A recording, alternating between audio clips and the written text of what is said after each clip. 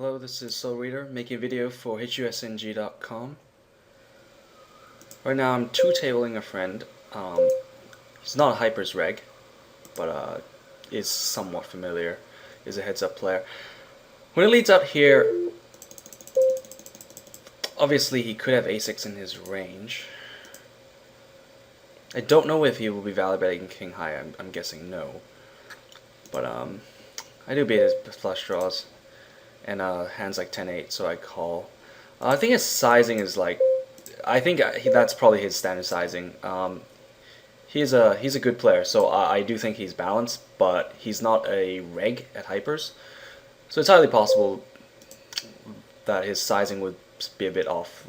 I probably wouldn't use that as my standard sizing. Here we flop combo draw, so we're getting in possibly the best hand as well. Just jam. I'm gonna bet slightly bigger. This is my standard sizing with all my stabs. If I have like a 10-9 of 10 with clubs and so on, I would bet this size as well. Here, I think you could have ace high with a lot of flush draws, but like I'm gonna bet pretty big because I feel like he's not gonna call ace high against a smaller bet, but he's gonna find it difficult to fold a pair if he has one. It's not. He usually doesn't have one, but I don't think if I check he's going to turn into a bluff either. I usually take notes. However, this is a person I'm probably gonna have some decent history with, so and obviously I'm talking, so it's a bit difficult. Obviously, turning nuts is pretty nice.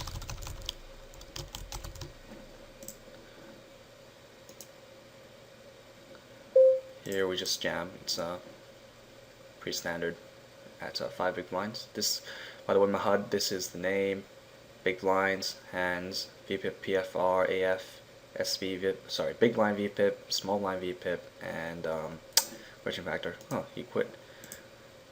I don't know what's going on. He said he'd play me 4 games. Oh well.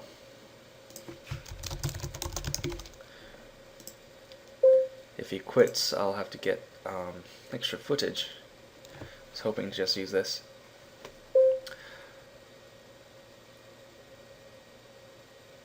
I don't think he's jamming that light. He doesn't. We've played enough. Yeah, we just add to the table. I just forgot. He knows that I'm min raise. He knows that I am min raise, calling a lot of stronger hands. So he probably is not. He knows I could be trapping with hand like ace king, ace queen, or even like king 9 and stuff. So he's probably not jamming that light. And yeah, I guess it's my standard anyway. Here I'm gonna 3-bet. Also, I think one mistake he's likely to make, as a mostly cash player used to playing deep, he's probably gonna open buttons a bit too frequently, possibly, which is, well, possibly one of my the ways I would combat this is to jam over it a bit lighter. He's definitely capable of trapping, so it's not like a spot where against a lot of players I would go on this turn. He definitely doesn't have, he doesn't have a straight, so he's not going to check raise me ever, so I think he can still have a 7. That said, it's a pretty scary board for ace high, so I think he will stab here quite a bit. But I'm not expecting to be good here that often. I don't like a jam either. I don't think he'll ever fold the pair, even though it will probably feel sick for him to call. It would be a weird spot because he knows my hand looks FOS, but he's still gonna call. So far we haven't gotten to any spots where I think his bet sizing a bit non-standard. We got into one where he bet 95 on the river, but for the most part I think we just haven't gotten to many post-flop spots. Here, yeah, just check. It's not really disguising my hand per se, but I don't think I get that much value. here I'm gonna raise it small and try to just jam. I think just jam. I don't think I'm getting that much value, but I think I'm getting enough. Well, as you can see here, that jamming is better than flattening. Obviously, sometimes it's gonna have a 10, but there aren't many combos of it.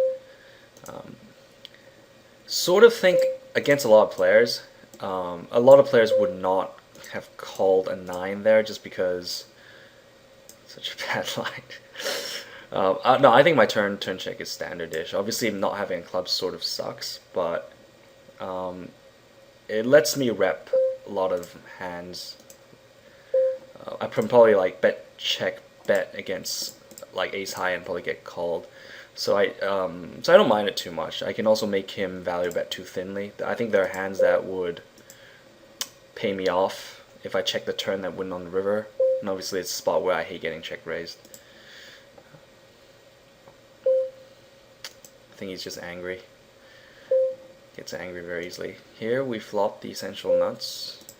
Well, not exactly, but it's a hand we're not planning to fold at any point. I think he's going to have like queen high here a lot, so I'm going to bet here and probably overbet the river. It's possible he has something like king jack as well, but I really doubt it. No, I think he almost certainly bets. I think he almost certainly bets the flop with any pair, and it, plan is to not fold. Here I'm gonna check back and rep ace high. I don't know if he's gonna, or ace high or king high. I don't think he's gonna try to bet me off it too much. Obviously it's played. Yeah, I don't think his 3-bet's that high. I also don't think he 3-bet folds. Actually, it is very high over a small sample. The problem here is he's probably gonna go insane and like, I'm gonna bet very small and just hope he folds like some random jack high 10 high. Yeah, because if I think he's possibly going to think about not in this case. I think he's definitely a player. This specific player is definitely capable of jamming the river because I can't possibly have a flush. But at the same time, at this stack depth, I'm fairly certain he knows I'm not going to fold just because of that. And his hand will look a bit FOSC because any value hand probably bets the river himself. Because a lot of my value hands are going to check back the river with ace highs and queen highs. As a result, hand's a bit strong. I think you'd be value betting worse. Well, the same hand. I think I should have bet myself. I just wasn't paying attention. That was my bad. Yeah, so on this river, I bet small because I think while he can decide to go crazy and try to bluff me there, he knows it's a line that he's repping very narrow range, so I don't think he's going to try it. And he's definitely not folding any value hands, so I can just get away with betting very small. So I like my line there. Sorry about taking ages to describe one hand. It was actually fairly standard, but I'll get through it. I have seen him min-raise folded these stacks, so I will jam. Otherwise, against a person who is almost always raise calling, or has someone whose majority range is raise calling, I will flat sometimes, even though queen 10 off is obviously a very strong hand. Here we just jam.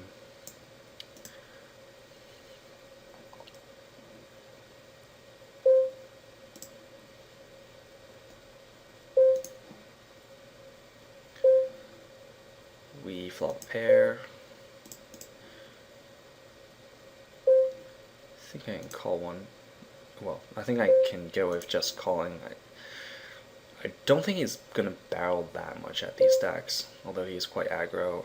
He certainly can be limping a king, but that's like, I fold. I think the thing is, he's definitely betting a 9 or a lot of 8s, stronger 8s, or maybe even all of them on the turn. I don't know how often he's going to take to keep barreling, so I'm happy with folding. I think it's a flop that he would take stabs at a lot, but I think he might shut down because he knows that a lot of my range is either check call check raising or just check calling down. Like I'm not. He knows I'm probably not folding a 9 ever, and possibly not an 8 as well. But because of this reason, I think he's going to bet a lot of his stronger 8s if he has them. Ace 8, so on. I feel like he has king high here a lot. Obviously, he could have some ace high. I'm definitely going to bet the river. Probably, I might. This doesn't make sense. I just call. I was going to say if he had it's a 10. If he had checked, I was going to jam there for value because I think in that spot he might call with king high. But obviously, well, he had to bet there, I think, because I check back rivers quite a bit with all my king high, queen highs. Here, moves at 95. I think he's still sort of looking out for correct bet sizing. I'm not sure why he made it 95. Thought he'd make it smaller. So bad. I have no idea what he's saying. Oh, I am getting it in very bad. But oh well. Losing all over the place.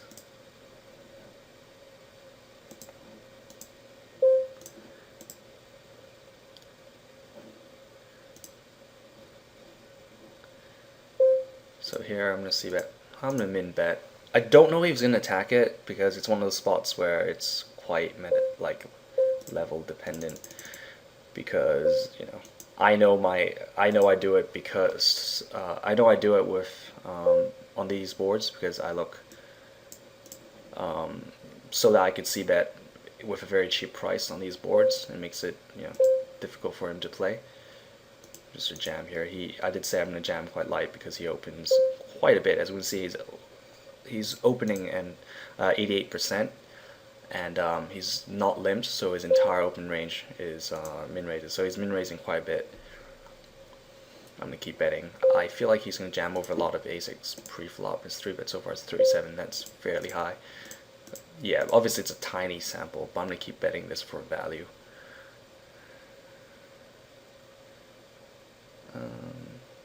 I don't know if he'd trap any 2 pairs on the flop, or any, obviously 10 is, I think he could have a 10, but obviously combo wise a 9 is more likely. Probably he could have had something like queen high that was peeling twice and just snap fold that river. Oh, he finally limps. I'm just gonna jam over. I think when he limps, he's usually limping with a hand that plays well against a raise. So an ace-8 is not a hand that plays that well in position. I'll follow his suit and limp this, although I will actually limp fold. I was gonna limp fold to a 3x as well. Okay, we're gonna raise call. The reason for that is I think he's not actually going to attack it too much. I think it is just a leveling thing. But okay, 15. That was 15.5. I feel like all these notes I take is fairly game flow dependent. So I don't expect this read to be 100% accurate in the future. Not running that good apparently.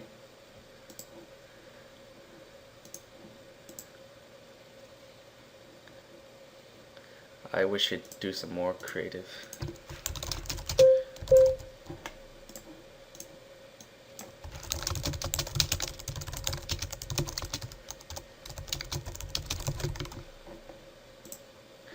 Again here, because his 3-bet so high, I expect him to actually jam over like all his A6. Obviously, I think it was fairly common at the start of when supers came out for people to be rejamming very light with A6.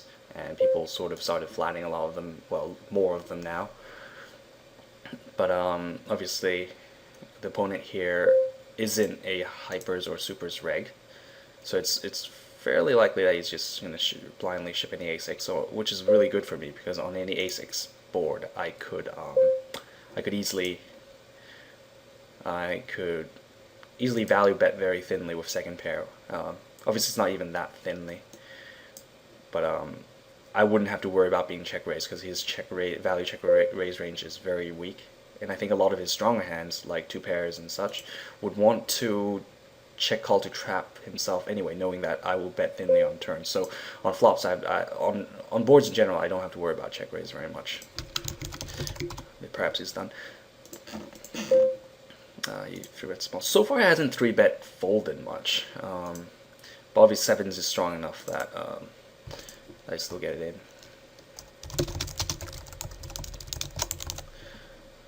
Because sevens is strong enough against his range. I think he's done.